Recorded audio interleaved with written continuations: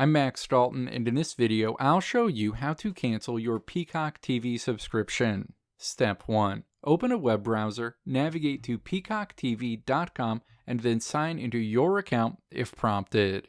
Step 2. Click your profile icon on your Peacock TV home screen. You'll land on the Who's Watching screen. Step 3. Click Account. Your Peacock account screen opens. Step 4. Make sure Plans and Payment is selected. Find the Cancel Your Plan section and then click Cancel Plan. The next screen will show you a deal to try and get you to keep your Peacock TV subscription. Step 5. Click Cancel Plan again on this screen. The next screen lets you know that your Peacock TV plan has successfully been canceled and when you'll have access to the video streaming service through.